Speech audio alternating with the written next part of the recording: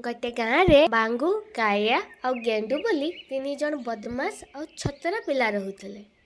दिने से माने गाँ छकरे चाहा दुकान रे बसी चाहा पिउଥିଲେ। ओ भाई सकाळटू एते चा पिलेनी आज काई से मजा आसुनी। अरे बाଳ काई टेंशन होचु रे भाई ना गोटे रगड़ वाला चाटे बनाओ। अबे मते किंतु से अदा वाला दरकार नहीं, मते मलई वाला एकदम मस्त चाटे दरकार बुझिलु। यह सुनी दुकानी रागी गला और कहिला तमे तीनटा एठू पळेलो जल्दी।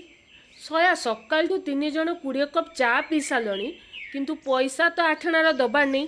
फुटाणी एकदम अलगा प्रकार। ओ भाई मुह संभाली की कथा कह, आमे काम भी करू हैला बुझलु बे। तुमे माने की काम करबे? दिन सारा तो खटी मारी मारी टाइम काटुच। केतेबे ए छक केतेबे से छक। एसबू कौन कम मेहनतर काम बे, तू करि परिबू? हैं मु एठी तम मान को बक बक सुनिया पई बसनी बे। सीधा कह टंका केबे दबु? आग थर भलिया एथर भी टंका दे दबा हैला। काई एते भुकुचु बे? भुक्कु नहीं बे, कहूची मो पैसा मते केबे दबु? यह सुनी बांगू रागी की दुकानी को अनेकी कहिला सुन बेचा वाला आमे गोटे प्लान करूछे बुझिलु। जेते बेला मो प्लान टा सक्सेस हे जीवो ना सेते तू भाबी पारिबुनी आमे केते धनी हे जीवा। से पई एबेटू मुह संभाळे की कथा को हैला। दिन रे अंबानी हबार स्वप्न देखिवा छाड़ी दे। तुम मान को दिया किछि भी हबनी।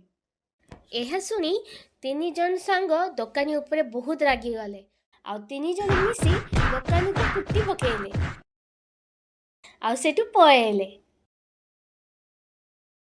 ये की दादागिरी रे भाई, पैसा भी देलेनी ओल्टा पीटी पकेले। मु मुखिया पाखरे तुम मान को ना रे कंप्लेन देमी। से तीन जन सरपंचर बिल पाखरे जाई खट्टी मारिले। अबे बांगू आमे तीन जण की प्लान करछे बे, मु तो काई जानिनी। अरे काली पर आमे माने प्लान बनेइतले। अच्छा अच्छा से प्लान ता जे आम भितरु के जने सरपंचर झियो को बाहा हबो आ तार सब संपत्तिर मालिक हे जीवो सेटा तो। अरे वाह, किंतु से तो हमको देखे भी नहीं बे। मने अछि ना बांगू सरपंच तो थरे केमिति कुटा कुटी थिला। अरे बाळ हो हो मने पड़ी गला। तीन चार जन मिसिकी भल से कुटी थिले। की माडो रे बाबा, मने पड़ला रे भाई। आया और गेंदूर कथा सुनिकी बांगू रागी गला। हौ हौ हैला हैला एते आ मजा नहीं बुझिलु। जा भी हो एटलिस्ट पटेया पई तो मेहनत करथिली, तुम द्वारा तो सेटा भी होबनी। हाँ भाई हाँ, बहुत बहादुरी काम करछु आ। एबे भी तो पिठी रे परा से बाड़ी रो दाग सब अछि बे। अरे कालिया भाई बांगू भाईटा कहेनी किंतु एबे भी ता देह बथा हुए रे।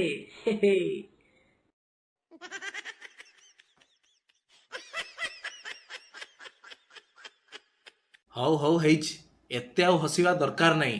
तुमे तीन जण ए दुनियार खाली बोझ नुहे कलंक भी।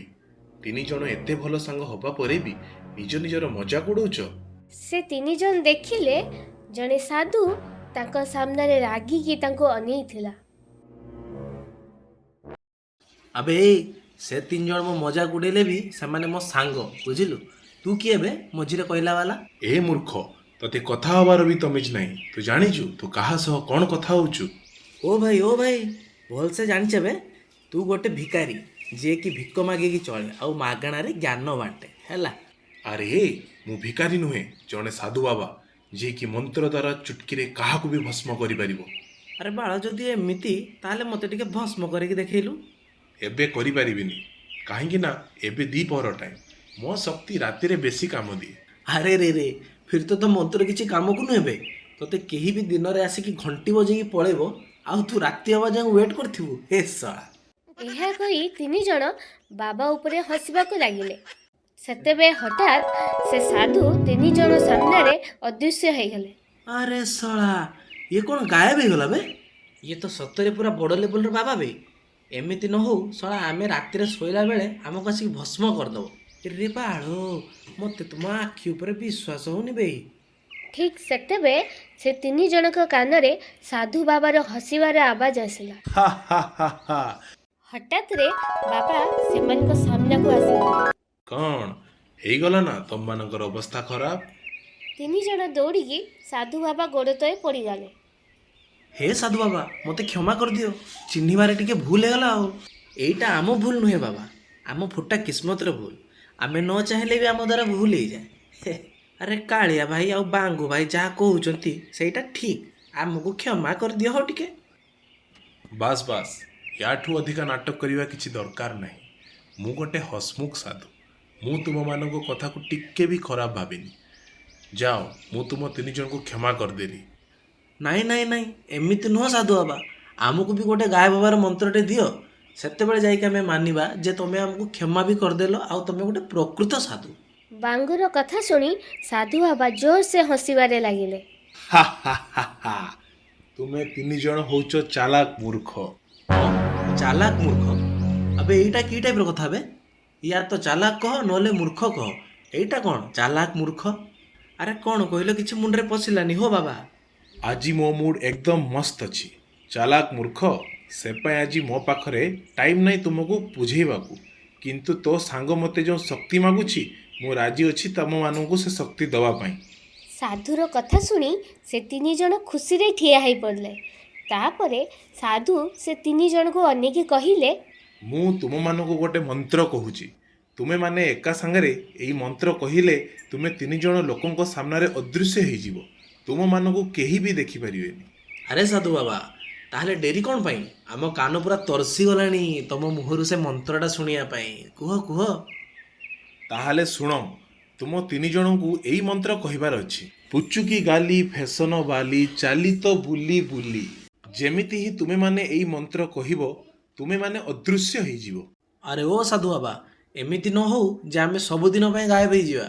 ଆମକୁ ଯଦି ରିଟର୍ନ ଆସିବାର ଥିବ ତାହେଲେ ଆମେ କ'ଣ କହିବା ସେଇଟା ବି ତ କୁହ। ଆଉ ଦେଖାଯିବା ପାଇଁ ତୁମେମାନେ ଏଇ ମନ୍ତ୍ରଟି କହିବ। ଗଭାର ଗଜରା ତୋର ଷଣ୍ଢ ଖାଇଗଲେ କ'ଣ ହବ? ଆଉ ଏତିକି କହିକି ସାଧୁ ସେଠୁ ପଳେଇଲେ। ଆରେ ଶୁଣରେ, ଆଗେ ଆମେ ଏଇ ମନ୍ତ୍ରଟା ପଢ଼ିକି ଦେଖିନବା ମନ୍ତ୍ର ଠିକ୍ ସେ କାମ କରୁଛି କି ନାହିଁ ଜଣା ତ ପଡ଼ିବ। ଏହା କହି ସେ ତିନି ଜଣ ଏକା ସାଙ୍ଗରେ ମନ୍ତ୍ର ପଢ଼ିବାକୁ ଲାଗିଲେ। ପୁଚୁକି ଗାଲି ଫେସନ ବାଲି ଚାଲି ତୋର ବୁଲି ବୁଲି। ଆମେମାନେ ତ ମନ୍ତ୍ର ପଢ଼ିଦେଲେ, କିନ୍ତୁ ଶଳା ଆମେ ଜାଣିବା କେମିତି ଯେ ଆମେ ଅଦୃଶ୍ୟ ହେଇଛେ ନା ହେଇନେ? ହାଁ, ଚାଲୁନ ବେ ଯାଇକି ଆଇନାରେ ଦେଖିବା। ଯଦି ସତରେ ଗାୟବ ହେଇଥିବା ତାହେଲେ ଆମେ ନିଜକୁ ଆଇନାରେ ବି ଦେଖିପାରିବାନି। ଆରେ ବାଳ, ତମେ ତିନିଟା ମୂର୍ଖକୁ ମୂର୍ଖ ହିଁ ରହିବ ରେ। ଚାଲୁନ ଯିବା ଟିକେ ଚା ବାଲା ପାଖକୁ। ଯଦି ସେ ଆମକୁ ଦେଖି ନ ପାରିବ ତାହେଲେ ତାର ସବୁ ଟଙ୍କାକୁ ନେଇ ଆସିବା। ଆରେ ୱାହ, ଫାଷ୍ଟ ଟାଇମ୍ ପାଇଁ ତୁ ଗୋଟେ ଅକଲ ମନ୍ଦର କଥା କହିଲୁ। ଇଚ୍ଛା ତ ହେଉଛି ତୋତେ ଗୋଟେ ଚୁମ୍ମାଟେ ଦେମି, କିନ୍ତୁ ଛାଡ଼। ସେ ତିନି ଜଣ ଚା ବାଲା ଦୋକାନକୁ ଚାଲିକି ଗଲେ। ଆଉ ତାର ଆଖି ସାମ୍ନାରେ ଦୋକାନରୁ ସବୁ ଟଙ୍କା ନେଇଗଲେ। ଚା ଦୋକାନୀ ଦେଖିଲା ତାର ପଇସା ଡବାରୁ ସବୁ ଟଙ୍କା ଗାୟବ ହେଇଗଲା। ଆରେ ଇଏ କ'ଣ, ଗାଁରେ କ'ଣ ଭୂତ ପେତ ଆସିଗଲା ନା କ'ଣ? ମୋ ପଇସା ଡବା କ'ଣ ଆପେ ଖାଲି ହୋଇଗଲା ଆଉ ସବୁ ଟଙ୍କା ବି ଗାୟବ ହେଇଗଲା। ଆରେ ମୁଁ ତ ଲୁଟିଗଲି ରେ, ବର୍ବାଦ ହେଇଗଲି। କ'ଣ କରିବି ମୁଁ? ସେ ତିନି ଜଣ ପୁଣି ସରପଞ୍ଚ ବିଲକୁ ଆସିଗଲେ ଆଉ ଦେଖାଯିବା ମନ୍ତ୍ରକୁ ଏକା ସାଙ୍ଗରେ ପଢ଼ିଲେ।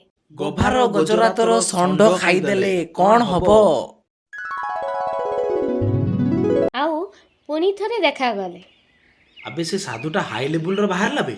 ତା ମନ୍ତ୍ର ପଢ଼ିକି ସେ ଦୋକାନୀଠୁ ସବୁ ଟଙ୍କା ଲୁଟି ନେଲେ ଆଉ ସେ ଶଳା ଜାଣି ବି ପାରିଲାନି।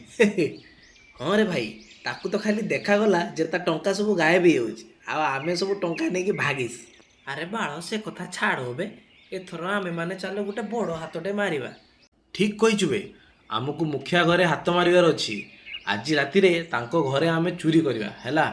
ଆରେ ବାଳ, ଆଉ ଟିକେ ପରେ ତ ରାତି ହବାର ଅଛି। ଆଜି ଅଧା ରାତିରେ ଚାଲ ସରପଞ୍ଚ ଘରେ ଚୋରି କରିବା।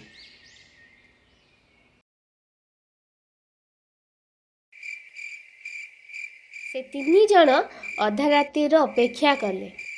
ଅଧା ରାତି ହେବା ପରେ ସେମାନେ ସରପଞ୍ଚ ଘର ସାମ୍ନାରେ ଠିଆ ହେଇଗଲେ ଆଉ ଏକା ସହ ମନ୍ତ୍ର ପଢ଼ିବାରେ ଲାଗିଗଲେ। ପୁଚୁକି ଗାଲି ଫେସନ ବାଲି ଚାଲି ତୋର ବୁଲି ବୁଲି। ଆବେ ମୂର୍ଖ, ଏଇଟା ତ ଦେଖାଯିବାର ମନ୍ତ୍ର। ଆର ମନ୍ତ୍ରଟା ପଢ଼ବେ। ଆବେ କନଫ୍ୟୁଜ କରନି ଆଉ ହେଲା। ରହ, ଆଉ ଗୋଟେ ମନ୍ତ୍ର ପଢ଼ୁଛି। ସେତେବେଳେ ସେମାନେ ସେକେଣ୍ଡ ମନ୍ତ୍ର ପଢ଼ିବାକୁ ଲାଗିଲେ। ଗଭାର ଗଜରାତର ଷଣ୍ଢ ଖାଇଦେଲେ କଣ ହବ? ଆରେ ବାଳ, ଏବେ ଯାଇକି ଠିକ ଲାଗୁଛି। ଚାଲ ଚାଲ, ଘରର ଟଙ୍କା ପରା ଆମ ଅପେକ୍ଷା କରିଛି। ତାପରେ ସେ 3 ଜଣ ଘର ଭିତରେ ପଶିଗଲେ। ସରପଞ୍ଚ ଘରେ ଶୁଣ ବେ, ତମେ 2 ଜଣ ଯାଇକି ସରପଞ୍ଚର ତିଜୋରି ଲୁଟ, ମୁଁ ଜଷ୍ଟ ଟିକେ ପରେ ଆସୁଛି ହେଲା। ଆବେ ଓ ପାଗଳ ପ୍ରେମୀ, ମତେ ଜଣା ଅଛି ତୁ କିଆଡ଼େ ଆଉଛୁ। ଆମେ ଏଠି ଚୋରି କରିବାକୁ ଆସିଛେ, ସୋ ତୁ ଚୋରିରେ ଧ୍ୟାନ ଦେ ହେଲା। ଏ ବାଳ, ଏ ବାଙ୍ଗୁ ଭାଇ, ବେଶୀ ହିରୋଗିରି ଦେଖିବା ଦରକାର ନାହିଁ ହେଲା। ହେ, ତମମାନଙ୍କର ଏତେ ଚିନ୍ତା କରିବାର ନାହିଁ। ଏମିତି ବି ଆମେ 3 ଜଣ ଦେଖାଯାଉନେ। ମୋ ମୁଣ୍ଡ ବେଶୀ ଖାଆନି। ତୁମେ ମାନେ ଯାଅ ଚୋରି କର, ମୁଁ ଜଷ୍ଟ ଟିକେ ପରେ ଆସୁଛି ହେଲା। ବାଙ୍ଗୁ କଥା ଶୁଣିକି କାଳିଆ ଆଉ ଗେଣ୍ଡୁ ରାଗିକି ସିନ୍ଧୁକ ଆଡ଼କୁ ଗଲେ। ବାଙ୍ଗୁ ଝୁମୁରି ରୁମକୁ ଗଲା ଆଉ ତାର ଖଟ ଉପରେ ବସିକି କହିଲା, ଏ ଝୁମୁରି, ମୁଁ ତତେ କେତେ ଭଲ ପାଇ ଜାଣିଛୁ। ତାପରେ ବି ତୁ ମୋ ସେମିତି କାହିଁ କଲୁ ଲୋ? କିନ୍ତୁ ମୁଁ ତ କଥାର ଖରାପ ଭାବିନି। ଯେତେବେଳେ ମୋତେ ସେମାନେ ପିଟୁଥିଲେ, ମୋତେ ମାଡ଼ କାଟୁନଥିଲା, ଲାଗୁଥିଲା କିଏ ମୋ ଉପରେ ଫୁଲ ପକଉଛି। ଏଇଟା ହିଁ ତ ମୋ ଭଲ ପାଇବା। ହେ ହେ। ସେତେବେଳେ ଅଚାନକ ଝୁମୁରିର ଆଖି ଖୋଲିଗଲା ଆଉ ବାଙ୍ଗୁ ମନେ ମନେ ଭାବିଲା, ଏ ଶଳା, ଲାଗୁଛି ମୋ କଥା ଶୁଣିକି ତାର ଆଖି ଖୋଲିଗଲା। କିନ୍ତୁ ପାଗେଳି ଜାଣିନି କି ସେ ମୋତେ ଦେଖିପାରିବନି। ସେ ଯାହା ବି ହଉ, ଅଦୃଶ୍ୟ ହେଇକି ତ ଆଟଲିଷ୍ଟ ମୁଁ ମୋ ହୃଦୟର କଥା କହିଦେଲି। ଯାହା ହଉ। ତୋର ଏତେ ସାହସ କେମିତି ହେଲା ଯେ ଏତେ ରାତିରେ ମୋ ଖଟରେ ଆସି ବସିଗଲୁ? ଆରେ ଡାର୍ଲିଂ, କ'ଣ ମୁଁ ତୁମକୁ ଦେଖାଯାଉଛି କି? ହଁ ହଁ, ଅସୁନ୍ଦରିଆ କୁକୁର ପରାମୁହାଁ ପଚାରୁଛି କ'ଣ ନା ମୁଁ ଦେଖି ପାରୁଛି ନା ନାଇଁ। ତୁ ନିଶ୍ଚିତ ଏଠିକି ଚୋରି କରିବା ପାଇଁ ଆସିଥିଲୁ, ହଁ ନା? ଲାଷ୍ଟ ଟାଇମ୍ ତୋ ଦେହରେ ଏତେ ସାରା ବାଡ଼ି ଭଙ୍ଗେଇଥିଲି, ଏଥର ତୋ ହାଡ଼ ଭଙ୍ଗେଇବି ରହ। ଆଉ ଏତିକି କହି ଝୁମୁରି ଜୋରସେ ଚିଲେଇବାକୁ ଲାଗିଲା, ଚୋର ଚୋର ଚୋର। ଝୁମୁରିର ଆବାଜ ଶୁଣିକି ସରପଞ୍ଚ ଆଉ ତା ସ୍ତ୍ରୀର ଆଖି ଖୋଲିଗଲା ଆଉ ସରପଞ୍ଚ ଦେଖିଲା ଯେ କାଳିଆ ଆଉ ଗେଣ୍ଡୁ ଘରେ ଟଙ୍କା ଚୋରି କରୁଥିଲେ। କାଳିଆ ଆଉ ଗେଣ୍ଡୁ ତ ଏମିତି ବି ଝୁମୁରିର ଆବାଜ ଶୁଣିକି ଡରି ଯାଇଥିଲେ। ଛା, ତମ 3 ଜଣଙ୍କର ଏତେ ସାହସ ହେଇଗଲାଣି? ତମେ ମାନେ ଦିନଟାରେ ଘରେ ପଶିକି ଚୋରି କରିବାରେ ବି ଲାଗିଗଲଣି ନାଇଁ? ସରପଞ୍ଚ ବାବୁ, ଆମେ ତ ରାତିରେ ଚୋରି କରିବାକୁ ଆସିଛୁ, ଦିନ କୋଉଠି ଅଛି? ଆରେ ମୂର୍ଖ, ଦିନ କି ରାତି ଯାହା ବି ହଉ, ମେନ୍ କଥା ହଉଛି କି ଆମେ ସମସ୍ତଙ୍କୁ ଦେଖା ଯାଉଛି। ଲାଗୁଛି ସେ ବାବା ଆମକୁ ମୂର୍ଖ ବନେଇଛି। ତା ମନ୍ତ୍ର କାମ ଦେଲାନି ବେ। ସେତେବେଳେ ଝୁମୁରି ତା ରୁମରୁ ବାହାରିକି ସରପଞ୍ଚ ପାଖକୁ ପଳେଇ ଆସିଲା। ବାପା, ମୋ ରୁମରେ ବାଙ୍ଗୁ ଅଛି। କ'ଣ? ସେ ବାଙ୍ଗୁର ଏତେ ସାହସ? ଏକୁଟିଆ ଝିଅର ରୁମକୁ ପଳେଇଲା? ତାପରେ ସରପଞ୍ଚ ତାର ଲୋକମାନଙ୍କୁ ଡାକିଲା ଆଉ କିଛି ସମୟ ଭିତରେ ସରପଞ୍ଚର ଲୋକମାନେ ବାଡ଼ି ନେଇକି ଆସିଗଲେ। ଆରେ ଦେଖୁଛ କ'ଣ? ଏଇ 3 ଜଣଙ୍କୁ ମାରି ମାରି ଏମିତି କରିଦିଅ ଯେ ଯେମିତି 3 ମାସ ଯାଏଁ ବେଡରୁ ଉଠି ବି ପାରିବେନି। ମାର ଶଳାକୁ।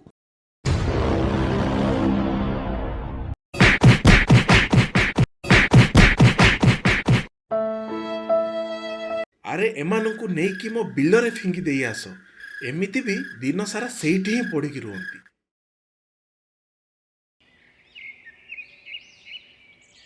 ତା ପରଦିନ ସକାଳେ ବାଙ୍ଗୁ, କାଳିଆ ଆଉ ଗେଣ୍ଡୁର ଆଖି ସରପଞ୍ଚର ବିଲରେ ଖୋଲିଲା। ଭାଇରେ, ଏ ଭାଇ, ବହୁତ ମାରିଲେ ବେ। ମୋ ଦ୍ୱାରା ତ ଉଠି ବି ହଉନି। ସେ ନିର୍ଦ୍ଦୟ ଗୁଡ଼ା ଟିକେ ବି ତରସ ଖାଇଲେନି ବେ। ବାଡ଼ି ଏମିତି ପିଟୁଥିଲେ ଯେମିତି ଆମ ଦେହରେ ହାଡ଼ ନାହିଁ, ଲୁହା ଅଛି, ଲୁହା। ଆଉ ସେତେବେଳେ ସେଇ ସାଧୁ ବାବା ହସି ହସି ସେ 3 ଜଣ ପାଖକୁ ଆସିଲେ। ଆରେ ଓ ସାଧୁ ବାବା, ତମେ ତ ଆମକୁ ମୂର୍ଖ ବନେଇଦେଲ। ଯଦି ତୋ ମନ୍ତ୍ର କାମ କରୁନି ତ ସେ ମନ୍ତ୍ର ଆମକୁ କାହିଁ ଦେଲୁ ବେ? ତୋ ପାଇଁ ଆମେ ଖାଲିଟାରେ ମାଡ଼ ଖାଇଲେ ନା? ହା ହା ହା ହା, ମୁଁ କହିଥିଲି ନା ତମେ 3 ଜଣ ହଉଛ ଚାଲାକ ମୂର୍ଖ। ଆରେ ତୁମେ ମାନେ ଭୁଲ ମନ୍ତ୍ର ପଢ଼ିଥିବ। ଆଉ ବେଳେବେଳେ ମୋ ନିଜ ମନ୍ତ୍ର ରାତିରେ କାମ କରେନି, ତ ତମମାନଙ୍କ ମନ୍ତ୍ର ରାତିରେ କେମିତି କାମ କରିବ? ଆବେ ଓ ସାଧୁ, ତୁ ତ କାଲି କହୁଥିଲୁ ତୋ ମନ୍ତ୍ର ରାତିରେ ଶକ୍ତିଶାଳୀ ହେଇଯାଏ, ଶକ୍ତିମାନ ହେଇଯାଏ ଏକାବେଳେ। କ'ଣ? ମୁଁ ଏମିତି କହିଥିଲି? ଲାଗୁଛି ଭୁଲରେ କହିଦେଇଛି ବୋଧେ। କାହିଁକି ନା ମୋତେ ଟିକେ ଭୁଲିବାର ବିମାରୀ ବି ଅଛି। କାହିଁକି ନା ମୋ ମନ୍ତ୍ର ରାତିରେ କାମ କରେନି ଆଉ ଦିନରେ କାମ ଦିଏ। ଏବେ ତୁମେମାନେ ଗୋଟେ କାମ କର, ସେ ମନ୍ତ୍ର ଗୁଡ଼ା ଦିନରେ ପଢ଼। ନା ନା, କିଛି ବି ଆଉ ଦରକାର ନାହିଁ। ଆମକୁ କିଛି ମନ୍ତ୍ର ପଢ଼ିବାର ନାହିଁ। ଯାହା ପଳା ଏଠୁ ଜଲ୍ଦି। ଶଳା ସ୍କେଲିଟନ୍ ହେଇଗଲା ମୋର ମାଡ଼ ଖାଇକି। ମା ଲୋ କି କଷ୍ଟ। ଏ ବାଙ୍ଗୁ, ଭାଇ ଠିକ୍ କହୁଛି ରେ। ଲାଗୁଛି ମୋ କିଡନୀ ଉପରକୁ ପଳେଇଲା ବେ। ଆଉ ହାର୍ଟ ମୋ ଦେହରେ ନାହିଁ। ମୁଁ ମରି ତ ଯାଇନି ନା। ଆଜି ମୁଁ ଫିରସେ ବହୁତ ଖୁସି ଅଛି। କିଛି ଆଉ ମନ୍ତ୍ର ଦରକାର ତ କୁହ। ଏ ସାଧୁ ବାବା, ରହୁନ, ଆଜି ଆମେ ତମକୁ ଟିକେ ଦକ୍ଷିଣା ଦେବାକୁ ଚାହୁଁଛୁ। କାଳିଆ ଗେଣ୍ଡୁ ଆଉ ବାଙ୍ଗୁ ପରସ୍ପରକୁ ଇସାରା କଲେ ଆଉ ଛୁଟେଇ ଛୁଟେଇ ସାଧୁ ବାବାକୁ ପିଟିବା ଆରମ୍ଭ କଲେ।